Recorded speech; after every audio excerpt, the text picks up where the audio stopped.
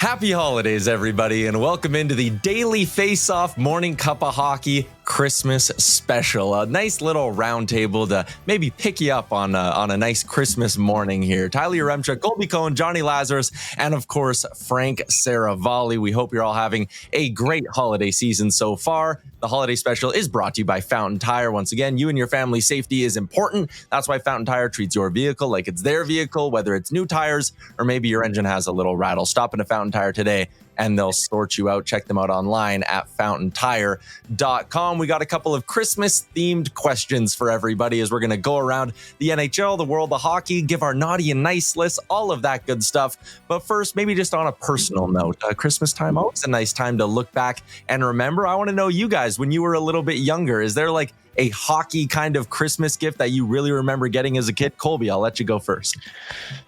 It's funny because obviously in my house growing up, it was Hanukkah, not Christmas. Now we do celebrate Christmas in my house, though. So I'm getting the best of both worlds, which is just, like winning the lottery for my kids. But I for so many years, my gifts always revolved around hockey. And it's funny, I can remember 2 gifts one year that I got.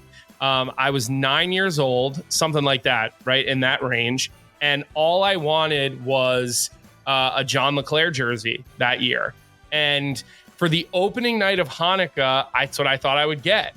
And instead... Because you always got what you wanted. I always got what I wanted. Frank, you were a part of my childhood, and you can verify that information. 100%. So, but opening night of Hanukkah, I get a pair of Bauer Air 90 skates, okay? And I don't know if you would remember those, Tyler, or...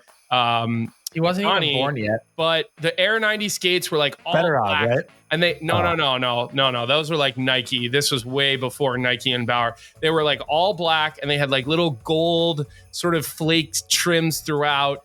And they had like the little air thing on the side. And they were just like the coolest skates ever. So I put them on my feet with my skate guards the night that I got them. And I wore them around the house for like the next 24 hours. And I had the worst blisters from walking around the house in these skates that I literally couldn't skate for the next like 2 or 3 weeks because the skin on my feet just got absolutely torn up. And to Frank's point, the next night I got my John LeClair jersey, except that the printer who did the LeClair on the back did it in white instead of black. So it was like a goofy looking jersey, but I remember it so vividly. Frank? Yeah, so by the way, the big faux pas on those Bauer Air 90 skates is that they had black toques, which is just ugly. Gross. I got one year a Wayne. So this is I don't know, 1994-ish, 5-ish. So again, predating Tyler. This, there were no composite sticks, so this was kind of the first entrant into the market. Was the silver Wayne Gretzky Easton stick. And the big question once you got the stick, like that was like everyone wanted that stick. The big question once you got it was, well, what blade are you going to put in it? And for a while we were rocking the Paul Coffey, and then we had the Reggie Leach blade. And that was the beginning of like a long run before the Easton Synergies came out of using a shaft with a blade. Jonny, what about you? Yeah, mine's similar to Frank's. And my family, we're not like super religious, but we celebrated Hanukkah too. But like, I think by the time I turned 12 or 13, like Hanukkah was just like not a thing in our house. My mom would just buy me something in July and be like, there's your Hanukkah gift. That's kind of how we did things in our house. But I remember like begging my dad for a composite stick. I had used wooden sticks and I played roller hockey mainly till I was like 10 or 11. That makes sense. But I remember, yeah, exactly. That's why I didn't go pro. I'll blame it on roller hocky. But I remember it didn't hurt Pat Maroon. No, it's a joke, Frank. I sucked at hockey. I remember being at a roller hockey tournament because I spent a lot of weekends like playing for the Tour Roadrunners. And, when you grew up in roller hockey, you were always around Mission. It wasn't like Bauer or CCM. Yeah. It was Mission. And I wanted this Mission M1 all blue stick. And I remember it was a really popular stick back then. I just like begged my dad for it. And I don't remember if it was like necessarily wrapped in anything or around Hanukkah, but it was gifted to me. And I remember just like how much better I thought I was at hockey at the time for having a composite stick over a wooden stick. That is funny. I played with that blue stick my first year at the national development team, the like royal blue M1. Yeah. I know exactly what stick you're talking about. It was so popular for like a hot minute and then it just disappeared. But Tyler, what was yours? Yeah, mine's kind of similar to Colby's. I remember being like, 10 or 12, 13, 14 years old in that range. And I'd never gotten a jersey with a name on the back before because my parents would always be like, no, you're going to grow out of it too fast. Like we aren't spending money on a jersey with a name on the back. And that Christmas, it was right when Jordan Eberle was starting his career as an Oiler, which again, this shows my age totally. Dude, I figured you were going to ask for Igor Ulanov. Number 55. Yeah, big 55. But I remember getting a Jordan Eberle jersey and just being like so excited that like I had a jersey with a name on the back. I thought it was the coolest thing ever. But let's get into the meat and potatoes of this thing, guys. I got 3 questions. We got our naughty, we got our nice list. But the first one I wanted to ask you was if you could give one team in the league a gift this Christmas, if you could wrap something up nicely, put it under the tree. This can be, a hypothetical, whatever. You can go whatever direction you really want to go with this. But if you could put one gift under the tree for one team this holiday season, Frank, I'll let you go first. What would you pick? I'm going to go with a defenseman for the Utah Hockey Club. And I think low-key, they've been one of the best stories in the league so far this year. They hit the Christmas break in a playoff spot by points percentage. In the first couple weeks of the season, brand new franchise, trying to make a dent in the market. They lost John Marino and Sean Durzi. They call up first-round pick Maverick Lamoureux. He's supposed to be an impact guy. He also goes down with a long-term injury. These guys are still a couple months away from coming back. Durzi sometime in March. Marino sometime in February. That's not around the corner. And yet this team has hung on. And they've hung on by the grace of Oli Mata, which is kind of an amazing thing to say. He's been a hugely important part of their team, traded in late October to Utah for a 3rd-round pick. He's fit in so well. I think this team has been exciting to watch. Dylan Guenther on track for 37 goals.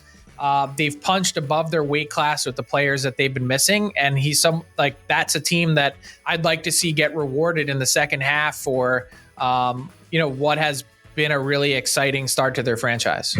Yeah, like things haven't broken their way at all. If you would have probably told the average person or average hockey fan, like, hey, these are going to be Connor Ingram's numbers and this is going to be the injured list for Utah, would have been like, oh boy, lottery time in year one out there. But again, a bunch of guys, Sergachev, you mentioned Mata as well, like pretty crazy to see the way they've pieced things together. Johnny, one gift under the tree. I don't know if this like counts. One of you guys say something or was that like an echo? I don't know if this counts as a gift, but like maybe like some fairy dust or something for the Buffalo Sabres. Just sprinkle some good vibes for them somehow. I spent a lot of this year complaining about the team that I root for, the New York Rangers, but at the end of the day, I kind of remember what the people in Buffalo are going through, and I'm like, you know what? It hasn't been all that bad here. And I actually watched on YouTube the other night. Like I was watching, I don't know if you guys watch these videos ever, but it's like all goals from the first round of the Stanley Cup playoffs in 2010 or like a random year.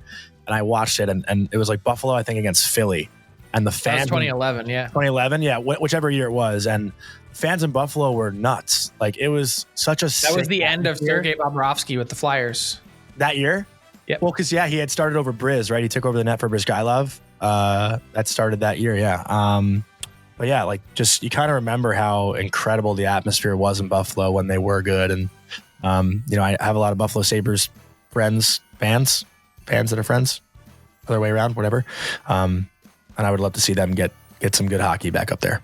I'm going to jump in. Johnny's given the Sabres fans good vibes. Speaking of fixing the vibes, my gift, I'm going to get like a really, really nice, expensive bottle of whiskey. I'm going to wrap it up, put a bow on it. I'm going to put it under the tree for the Vancouver Canucks with the instructions of you get Pettersson, you get Miller, you lock them in a room with this bottle of whiskey and you say, you boys don't come out till the bottle's done and whatever's going on there is fixed and you're both on the same page. Oh, I thought we were going to get that for the Rangers PR staff because they deserve it. Yeah.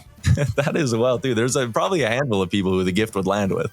I'm a little surprised, Tyler. I thought you'd gift a nice right shot second pair defenseman to your Edmonton Oilers. So you definitely went off the board a little bit. I stayed away from that as a gift because I thought you'd be gifting that. Nobody wants to get the same gift twice. how about this for the Boston Bruins? How about a little bit of power play magic? I mean, this is a team that hasn't had the greatest season, but they find themselves in a playoff spot right now. They made the coaching change. It's been better.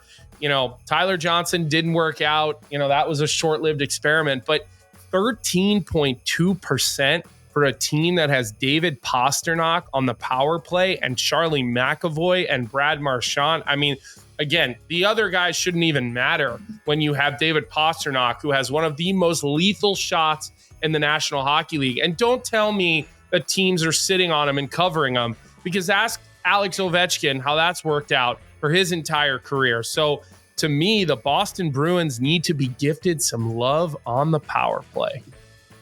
How about another one here? Some health. If you could give some health to the Carolina Hurricanes and their goaltending situation. I mean, if it's another year, and again, Freddie Anderson should be back at some point, whatever. If it's another year, though, where we're talking about this team heading into the playoffs and it's like question mark in net because of health, it really would be a shame if it's another year in air quotes lost because the Carolina Hurricanes couldn't get a healthy goalie when it mattered most. All right, let's do our nice list now. We'll keep it on a positive note here. Colb, I'll give you the first word on this one. Who's on? It can be a player. It can be, someone off the ice, whatever. Anyone in the world of hockey. Who are you putting on your nice list? Macklin Celini. He is on my nice list. And look, there's always going to be bias for me when we're talking about one of my BU Terriers, but it's like kind of like Jonny talking about the Rangers. Like, oh, okay, there's Colby picking a BU guy again. Shocker. When you come into the National Hockey League and you are doing the types of things that Macklin Celini is doing as a barely 18-year-old, this guy just turned 18 years old. He's got 11 goals. He's almost at a point a game. And remember, this team couldn't win a game early on without Macklin Celini. He comes back into the lineup and look at how different it's been. And the gift and why he's on the nice list for me, because he has given me a reason to stay up late and watch the San Jose Sharks play. He's given hope to a place that we know can be great, a building that we know can be loud.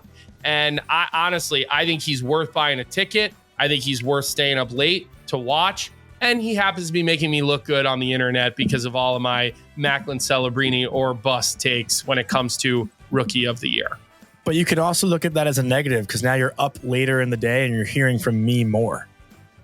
Yeah, but I ignore you in the evening. You know how that goes. Yeah, you just don't realize it. He just puts you on the do not disturb. And no, he just tweets at me now instead of answering my text. Frank, so I can block him. Put on read receipts so he sees that I'm reading it and I'm not responding. I go the extra mile for him to know. Going the extra mile. That's what the holiday season's all about, Colby. Yeah. I like that. Jonny, who's on your nice list? Yeah, speaking of going the extra mile, Colby and I can speak on it firsthand. Gotta put Pat Maroon on the nice list. Pat is a guy who I did not know personally at all going into this season, and he's done our show almost every week. And for him to wake up early, it's an hour behind in Chicago when he does it from home. He's got his kids, takes his daughter to school, and then hops on the show, talks to us very openly about what's going on with Chicago, going on in the NHL. And for a current player to give us their time, because we know how busy these guys are, and we know, how demanding the NHL schedule is. So for Pat to come on our show every week and kind of give our fans and our listeners an inside look at what goes on behind the scenes in the NHL, I think it's been awesome getting to know Pat on a personal level and a professional level, working with him. So I'll say Pat Maroon for sure. Frank, who do you got? I got Marty Necas from the Carolina Hurricanes. He's definitely on the nice list. I mean, he's changed my perception of how I view Carolina. I thought that this would be a bit of a step back year. I thought that they reshaped so many things on their team, said goodbye to Brady Shea and Brett Pesce, and this is a team that would probably take a 5 to 8 point reduction in the standings. And I know you mentioned the health, and their goalie certainly stands out as a question mark moving forward. But for me, if Marty Necas is a game breaker, which he's shown to be so far, I think that changes how I look at their chances in the playoffs. I think he took what was a really personal and difficult summer, basically saying, I want more opportunity, then nixing a trade to the Buffalo Sabres. I think the Anaheim Ducks were probably pretty close to something at some point with the Canes. and they kept him, signed him to a very meager prove it deal. And it's almost like he went into Rod Brindamore and said, all right, tell me exactly what you need me to do, because I want to be the guy. And now we're not even at the halfway point of the season, and he's already, like, within his sights is his career high in points at 71. He's already got 44. So he's been a monster. And I think that's kind of exactly what this Canes team needed, who also made a bunch of really smart decisions. Okay, we want a power play guy. Let's bring Shane Gostisbehere back here. Okay, we need someone to do what Brady Shea did. Okay, here's Sean Walker. Like, they've made a lot of really smart, curated moves that I think have paid off. There's also no one in the NHL that skates like him. I watched that game yesterday when they were here against the Rangers, and I made a joke that Marty Necas probably averages 3 spinoramas per game. Like, that guy and his edges and his footwork is insane. He's like skates in a phone booth the way he moves around the ice. He's so shifty. It's wild. I don't think there's anyone in the league who skates like him. Johnny, who do you got for your, too? It's very powerful. Yeah. There's plenty of finesse skaters, but the power that he generates is different. Well, did you give your nice list, Tyler? No, I haven't given mine yet, but I was going to say it's becoming one of the biggest what ifs is like, what if Necas didn't nix that deal? How much different are the vibes in Buffalo? What are we talking about in Carolina right now? Like, it's interesting to think about that. I can give mine quickly then. And for me, when you look at the calendar year, Jan 1 until right now, there is one guy who scored more goals than anybody else in the entire National Hockey League, and it's Sam Reinhart. And then he gets a big extension, and then he scores the Stanley Cup winner, and he's got the most goals. Now he's got a pile of money. He's still living in Florida. Like, I know it's maybe a little bit of low-hanging fruit, but like, if you want to talk about who in hockey had the best calendar year of 2024, I don't think there's anyone besides Sam Reinhart. I thought you were going to say Zach Hyman. Well, he didn't win a Stanley Cup. No, I know, but like, when you were talking about goal scoring and stuff. And he's got to brave the Edmonton Winters. Sam Reinhart's sitting there with his feet up on the beach right now, just enjoying his millions and millions of dollars. So Sam Reinhart was the one, but I also had a secondary one, Frank, and I wanted to throw it to you on this one. But we had the Michael McCarron skate cut the other day that thankfully wasn't any worse than just him needing a few stitches. But we also remember back 6-7 weeks ago had the Dylan Holloway incident, and someone who you gave some love to at the time, Frank, was St. Louis Blues head athletic trainer Ray Barile, who's been through a bunch of these. And I think if you were to ask a lot of players around the league who's at the very top of their nice list, those support staffs, those trainers, they're right there. Yeah, no doubt. And the amazing part about Ray Barile's 30-year career is that he's been involved in a bunch of life-saving scenarios and situations. The Chris Pronger slap shot to the chest that caused his heart to stop, and the Jay Bouwmeester incident with his heart. And I think he was there in the building for Yuri Fisher, if I'm not mistaken. So it's an incredible string of just right person, right place, right time that – you see something like that scary incident with Dylan Holloway, kind of passes out on the bench right there to save him. And that's another reason why I really loved Kevin Shattenkirk's goodbye to the NHL, the thank you list, because he included not just, the usual equipment staff, but he also mentioned the trainers, the PR team, the team services that book your flights and hotels and get you tickets, and every other group that impacts a team and makes it successful, that's on the road with them at all times. It's a lot of those are really thankless jobs that don't receive a ton of attention. And, for those people, they make the game go. Johnny, I'll give you the last word on this. Who'd you have on your nice list? Oh, you said Pat Maroon? I said Pat Maroon. Yeah. We're all good then. Everybody took their turn. It's okay. Everyone tunes me out. Yeah, that was again. We ended on a thoughtful note there, but let's flip it around. Let's be haters for a little bit to wrap up our holiday special. Who is on your personal naughty list, Frank? I think it is your turn to go first. So lead the charge with the hate. Well, it's not hate because I don't feel this strongly about anyone, but I think someone that New York Islander fans would agree is on the naughty list is Lou Lamoriello. And we can park for a second that really strange pregame video the other day of him staring at Alexander Romanov. And that was hilarious. Just how weird and confused that was. It was very weird. And players talk all the time about how they're like in the locker room doing stuff or talking, and all of a sudden you turn around and it's like he's literally standing right behind you. So there's an element of like Mr. Deeds, very, very sneaky, sir. Yeah. There's like a little bit of that, but there's also like, hey, what are you doing to improve this team? And what's the path forward and direction for the New York Islanders? And look, he's had an unbelievable career, 3 Stanley Cups, and just maybe one of the most fascinating men and classy men in hockey at that, Lou Lamoriello. It just feels like, as the only octogenarian GM that's ever existed in the NHL, he may want to work forever and he may be really sharp. But I think the inaction around this Islander team has been really disconcerting. And I just don't know where they go from here to turn them into something different than what they are now. I don't know if I've told you guys this story. I worked the Matt Martin camp this summer at Eisenhower Park, the Islanders practice facility. And I was driving into the parking lot and Lou was driving out. And it felt like a scene in a movie where like you're trying to catch somebody and you like drive past them and you take a second look.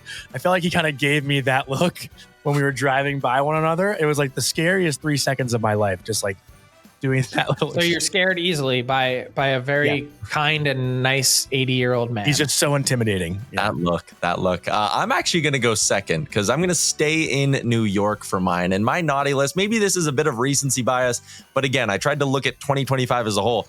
Matt Rempe is at the top of the naughty list, right? I mean, when you have a guy... You mean like literally naughty? Well, yes, that.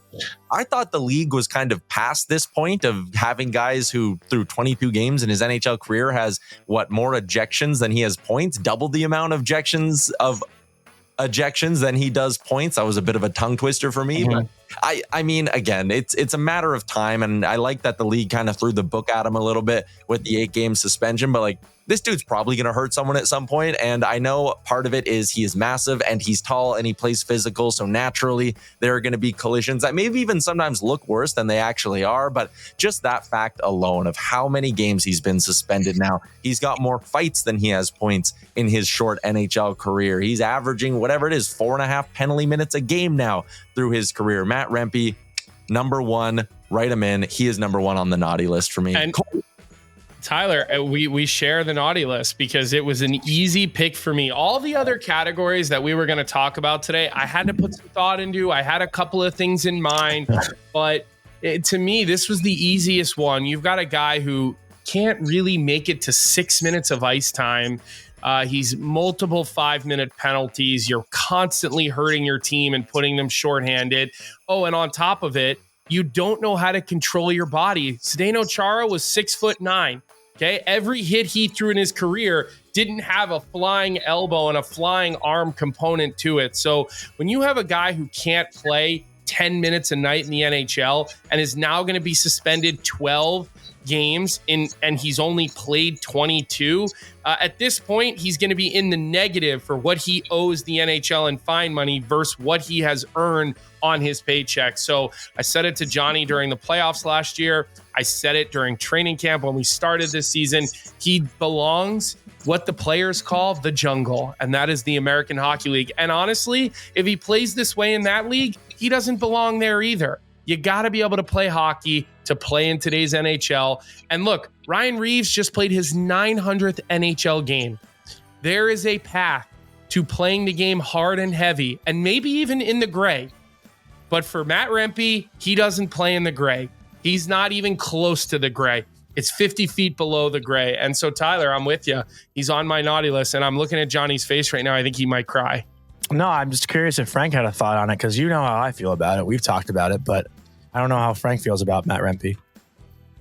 I mean, I think I don't have any strong feelings one way or the other. I think he's someone that can provide value that really needs to harness his size that I understand can be difficult to do at times because your sole mission and mandate when you're being that guy that's injected into the lineup is to bring energy and to make a big physical play and use your frame.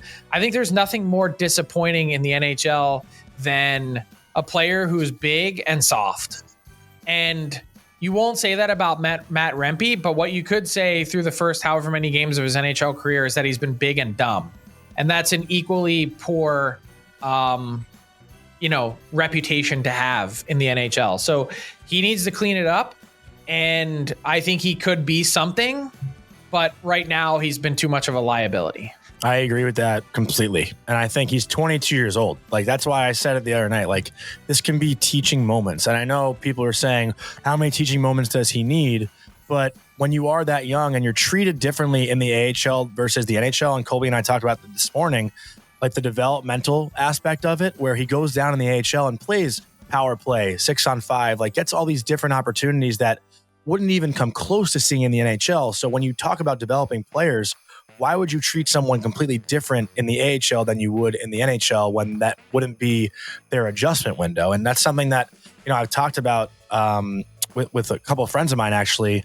And it's something that the Hershey Bears do so good, apparently, where, someone who doesn't play power play in Hershey probably won't play power play when he's up with Washington and vice versa. Like, just because you get power play minutes in Hershey doesn't mean you'll get it in the NHL at some point, and I think in Hershey, they have to earn those roles, where when they do get called up, it's more something that they're accustomed to playing in a position and situation that they're used to playing. And I think that's something that Washington apparently does something really well, which other organizations might not. Johnny, did you have another naughty list? I did, and mine's really off the board. I told you guys mine was personal, and I'm actually going to call out the Ottawa Senators fan base, because I have been nothing but supportive to the Ottawa Senators over the past year and a half, maybe 2 years. And the second that team gets hot, and maybe it's because the soft tampering thing that went on 2 weeks ago, they're giving me the hardest time. They are just coming after the Rangers because the Senators have won a few games now here in these last 2 weeks. And I got to tell you, the Ottawa Senators fan base, they're on my naughty list right now, personally. I don't know if that's a league-wide thing, but the second the Sens get success, the fans are feeling cocky and feeling confident, and they're letting me hear it. So I have a little bone to pick with the Senators fan base. All right, we are running out of time here, but I had one more for our friends at Bet365. Download the app, use the promo code NATION, whatever the moment. It's never ordinary at Bet365. This one is a look ahead. And again, we're tight for time. You guys are going to get 30 seconds to explain your pick. But here are the bottom 10 teams in the NHL when it comes to the Stanley Cup odds on Bet365. You have the Flyers, the Penguins, the Kraken, Red Wings, Sabres, Habs, Blue Jackets, Ducks, Sharks, and Blackhawks. So think of those bottom of the barrel teams. Which team do you think will take the biggest step forward in the next year and have the best calendar year of 2025, Frank? The Sabres are the easy pick. I think they've got more talent than anyone else in that group. I know it's been a disaster, but which team will have the best calendar 2025 in terms of points in the standings? For me, it's Buffalo. Colby? I'm going to go with the Montreal Canadiens because they bring Patrick Laine back, and I really had no expectations. And I don't mean that in a mean way. I just let the guy play hockey. Let the guy be healthy. Let the guy enjoy himself. He has come and lit the world on fire. Lane Hudson, second in scoring amongst rookies. He's got like 25 points already. I like some of the pieces that they have. I like the head coach. Again, I think that they're a couple of moves away from taking that next step in their rebuild and starting to be, a formidable opponent again. Johnny?